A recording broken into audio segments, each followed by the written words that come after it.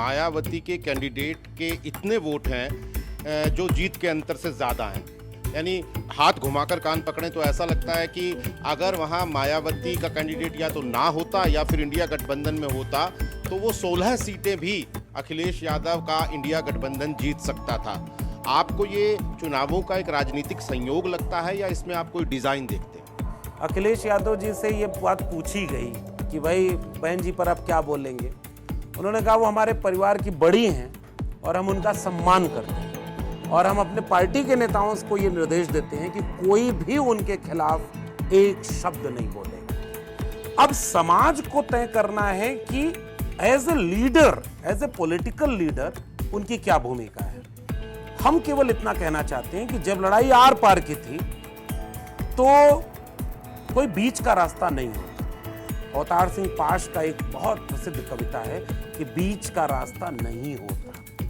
अब चूंकि एनडीए सरकार बनाने ही जा रहा है करीब करीब, लेकिन फिर भी नंबर्स ऐसे हैं, परिस्थितियां ऐसी हैं कि कल को कुछ इधर उधर चीजें हो सकती हैं, पलट सकती हैं। मान्यवर कांशीराम कहा करते थे हमें मजबूत नहीं मजबूर सरकार चाहिए और किसी भी वंचित शोषित जमात के लिए वो सरकार बहुत काम की होती है जिससे वो अपने हक में फैसला कराए।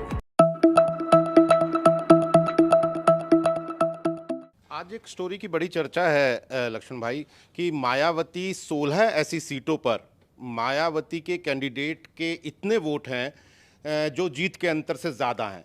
यानी हाथ घुमाकर कान पकड़ें तो ऐसा लगता है कि अगर वहाँ मायावती का कैंडिडेट या तो ना होता या फिर इंडिया गठबंधन में होता तो वो 16 सीटें भी अखिलेश यादव का इंडिया गठबंधन जीत सकता था। आपको ये चुनावों का एक राजनीतिक संयोग लगता है या इसमें आप कोई डिज़ाइन देखते हैं? बहुत मुश्किल सवाल आपने पूछा है। हम चाहते नहीं इस पे बात करना क्योंकि हमने इसका पहले भी जवाब दिया कि समाज जब जागरूक होता है तो वो ऐसा नेता पसंद करता है जो उसके लड़ने वाला हो। आदरणीय मायावती जी के लिए एक बार क्या हुआ, अभी इसी चुनाव में मैं इस प्रसंग से जोड़ देता हूँ। अखिलेश यादव जी से ये बात पूछी गई कि भाई बहन जी पर आप क्या बोलेंगे। उन्होंने कहा वो हमारे परिवार की बड़ी हैं और हम उनका सम्मान करते हैं और हम अपने पार्टी के नेताओं को ये निर्देश देते हैं कि कोई भी उनके खिलाफ एक शब्द नहीं बोलेगा। ये होता है एक संस्कार। यहाँ मार्गदर्शक मंडल कोई नहीं होता, विचारधारा में भी कोई मार्गदर्शक मंडल नहीं है। पर्याप्त सम्मान रहता है उस कद का जिस कद ने पूरे उत्तर भारत की राजनीति बदल दी। और मैं फिर से कह रहा हूं, अगर उत्तर प्रदेश की मुख्यमंत्री 4 बार मायावती जी न होती तो उत्तर प्रदेश आज वहां नहीं खड़ा होता। मुलायम सिंह अगर मुख्यमंत्री न होते तो वो उत्तर प्रदेश वहां नहीं खड़ा होता जहां आज है। बहुत बड़ा कद है, बहुत बड़ी अहमियत है, वो एक इमोशन है। अब समाज को तय करना है कि as a leader, as a political leader उनकी क्या भूमिका है। हम केवल इतना कहना चाहते हैं कि जब लड़ाई आर पार की थी तो कोई बीच का रास्ता नहीं होता। अवतार सिंह पाश का एक बहुत प्रसिद्ध कविता है कि बीच का रास्ता नहीं होता। इसलिए जब लड़ाई एकदम आमने सामने की थी तो उस समाज को मैं क्रेडिट देना चाहता हूं जिस समाज ने यह देखा कि अगर संविधान ही नहीं रहेगा तो हम कहां बचेंगे, तो संविधान बचाने वाले के साथ वो खड़े हो गए। हाँ, आपके सवाल का यह पक्ष बहुत महत्वपूर्ण है कि कई सीटें समाजवादी पार्टी इस वजह से हार गई जिसका कारण कोई और बन गया। लेकिन अब चूंकि राजनीति है उसमें कोई रोक नहीं सकता ना कि कौन किसको प्रत्याशी बनाएगा, कौन किसके साथ अलायंस करेगा, खुल के करेगा, पीछे से करेगा।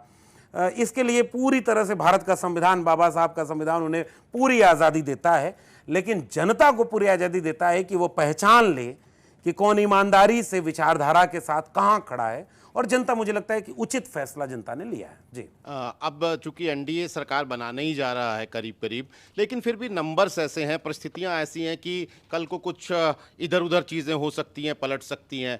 वैसी परिस्थितियों में आप अखिलेश यादव के लिए राष्ट्रीय राजनीति में कोई रोल देखते हैं? मैं कह रहा हूं कि इस बार की सरकार बड़ी दिलचस्प होगी। अच्छा, आपको नहीं लग रहा नीरज भाई कि कुछ जल्दी सरकार बन रही है? पिछली बार 2014 में चुनाव जीते तो मतलब ऐसा लगा कि अच्छा रुको, पहले एंजॉय कर लेने तो, सोचते हैं, बताते हैं तुमको कौन सा मंत्रालय देंगे, तुम सचिव रख पाओगे कि नहीं, तुम्हारे दरबार का चपरासी भी हम बताएंगे।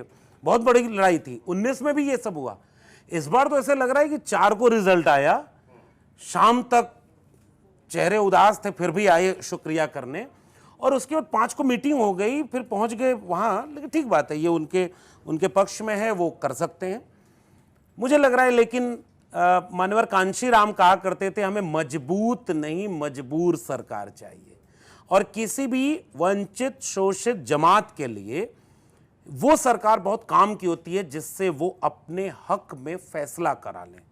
आप इस देश के किसानों से पूछेंगे कि कैसी सरकार चाहिए, तो वो ये कहेंगे कि ऐसी सरकार चाहिए कि हम आंदोलन करें तो हमारे ऊपर गोली, मुकदमा, कीलें ये न हो।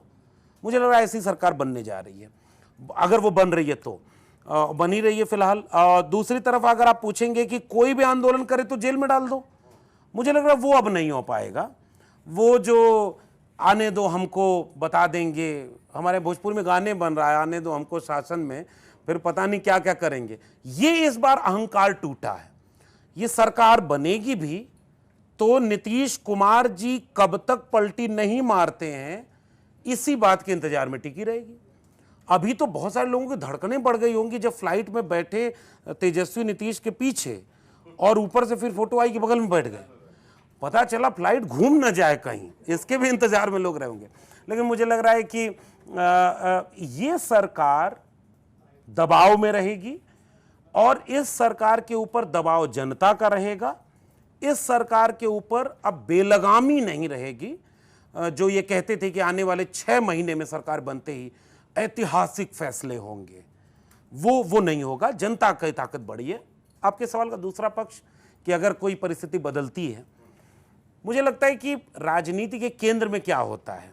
एक भाषण है जो बहुत लोकप्रिय होता है प्रमोद महाजन का, कि वो चीन के दौरे पर गए होते हैं और उनसे कोई पूछता है कि भारत में लोकतंत्र या डेमोक्रेसी कैसे चल रही है, तो वो बताते हैं कि हम सबसे बड़ी पार्टी के मेंबर हैं लेकिन हम विपक्ष में हैं, ये दूसरी बड़ी पार्टी है लेकिन वो भी सरकार में दूसरे हिस्से में है, तीसरे हिस्से में, वो अपनी पार्टी के अकेले मेंबर हैं और वही सरकार हैं। तो ये लोकतंत्र की खूबसूरती है। इसका मतलब इकबाल ने एक शेर लिखा है, बहुत मौजू है वो, कि जमहूरियत एक तर्ज हुकूमत है कि जिसमें बंदों को गिना करते हैं, तौला नहीं करते। तो जब गिना जाएगा, गिनती होगी, तो 3rd largest party of India Samajwadi party मिलेगी, 1st largest party of India regional party में समाजवादी पार्टी मिलेगी।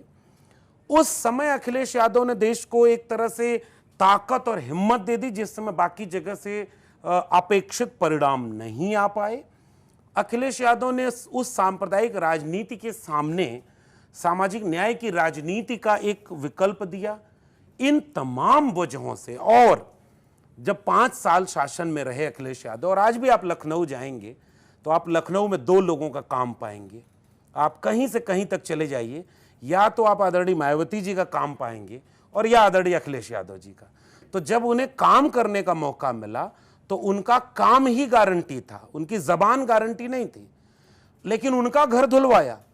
इस बार के चुनाव में तो उनका मंदिर गए तो वो मंदिर धुलवा दिया।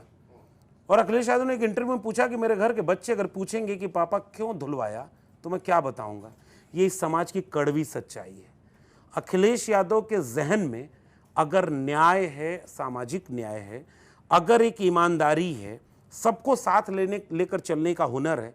अब तो इस सवाल का भी जवाब मिल गया ना कि जो जीत थी वो मुलायम सिंह यादव जी की थी। अखिलेश यादव तो अपने जीवन में कोई चुनाव नहीं जीते। अखिलेश यादव अपने जीवन का इतना बड़ा चुनाव जीते कि अब तक के समाजवादी पार्टी का सबसे बड़ा परिणाम मिला। तो काम करके भी दिखाया है, चुनाव जीत कर दिखाया है, सबको साथ लेकर के दिखाया है, अपने ऊपर होने वाले निकृष्टतम हमलों में भी बहुत संयम के साथ मुस्कुराते हुए जवाब देकर दिखाया है। तो मुझे लगता है कि सेंट्रल लीडरशिप में ऐसे अच्छे लोग हों और बड़ी भूमिका में हों, इसमें पूरे देश का फायदा होगा।